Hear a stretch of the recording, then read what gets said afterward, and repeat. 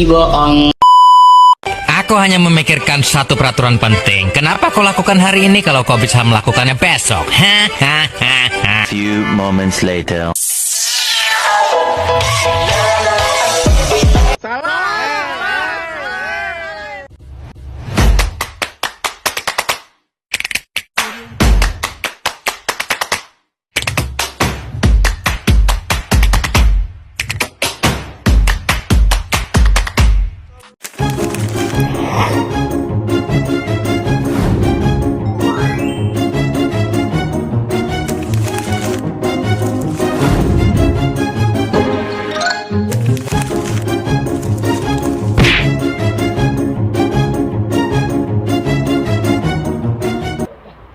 Assalamualaikum warahmatullahi wabarakatuh.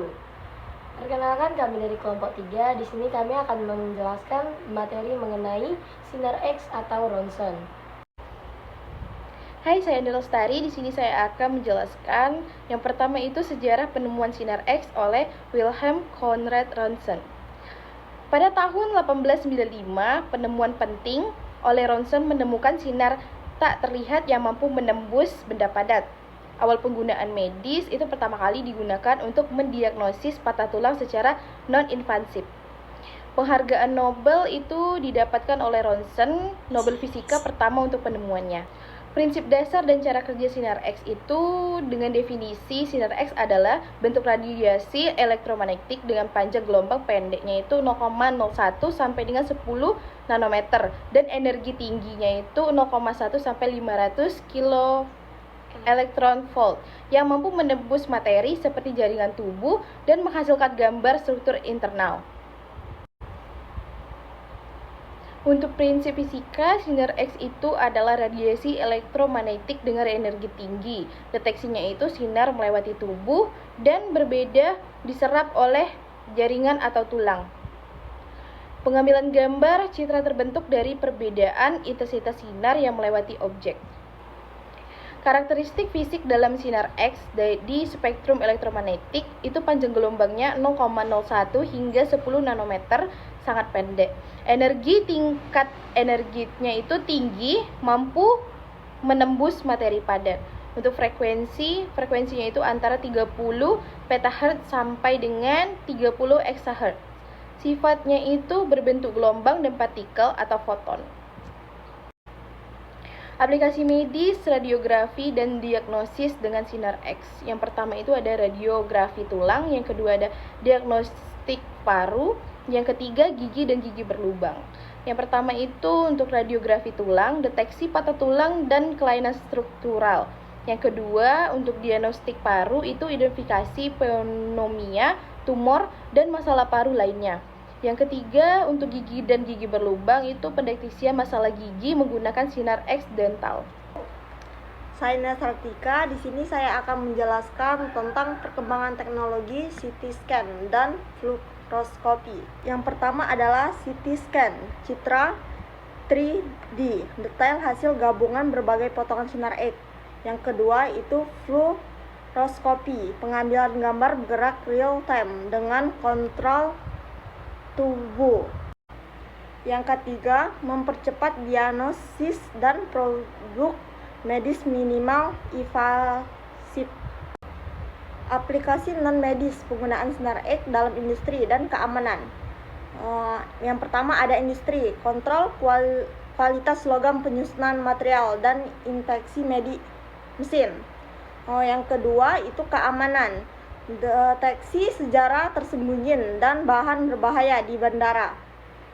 Yang ketiga arkeologi, perpindahan artefak tanpa merusak situs bersejarah. Saya Novi Priana. Di sini saya akan menjelaskan dampak radiasi sinar X terhadap tubuh manusia. Resiko radiasi, pajanan berlebihan berpotensi merusak DNA, sel dan menyebabkan kanker. Efek akut terjadi kulit terbakar, kemerahan, atau reaksi negatif lainnya. Pengaruh jangka panjangnya meningkatkan resiko penyakit yang kronis jika sering terpapar tanpa perlindungan. Proteksi radiasi standar keselamatan dan penggunaan sinar X. Yang pertama ada pelindung timbal, penggunaan apron atau pelindung timbal untuk memblokir radiasi. Yang kedua ada pemantauan radiasi. Pemakaian dosimeter untuk mengukur intensitas paparan radiasi. Waktu dan jarak, perpendek waktu paparan dan jaga jarak dari sumber sinar X. Regulasi ketat, aturan dan prosedur untuk memastikan keamanan pasien dan staf medis. Selanjutnya ada masa dosis radiasi dalam sinar X. Dosis radiasi dalam sinar X ada 3, yaitu dosis serap, dosis ekuivalen, dan dosis efektif. Yang pertama kita bahas dulu dosis serap. Absorbed dose dengan definisi jumlah energi radiasi yang diserap oleh suatu materi per satuan massa.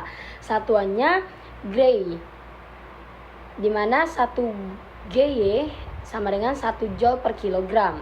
Dengan rumus D sama dengan E per M. Dengan D yaitu dosis serap, E energi diserap, dan M massa jaringan. Contoh kimianya yaitu dosis serap kulit saat radiografi sama dengan 0,01 mgy.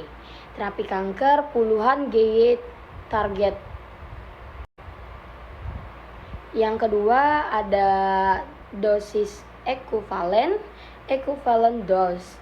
Definisinya dosis serap yang dikalikan dengan faktor bobot radiasi WR untuk memperhitungkan jenis radiasi, misalnya sinar X, neutron, dan partikel alfa, dengan satuan Slaver atau SP, dengan rumus HR sama dengan DR dikali WR. HR sama dengan dosis ekuivalen pada jaringan, dan WR sama dengan faktor bobot radiasi sinar X sama dengan 1. Contohnya, paparan sinar X dugaan dosis serap 1 GY ke dosis ekuivalen sama dengan 1 SP. Selanjutnya ada dosis efektif dose. Definisinya dosis ekuivalen yang dikalikan faktor bobot jaringan WT untuk memperhitungkan sensitivitas jaringan terhadap efek stokastik, misalnya kanker, dengan satuan Slaver SV, dengan rumus E sama dengan sigma HR dikali WR. WR sama dengan faktor bobot jaringan, misalnya paru-paru sama dengan 0,12 konat sama dengan 0,08. Dengan contoh CT abdomen memberikan dosis efektif sama dengan 10 mSv dengan kontribusi dosis ke organ berbeda. Kami akhiri. Wassalamualaikum warahmatullahi wabarakatuh. Bye.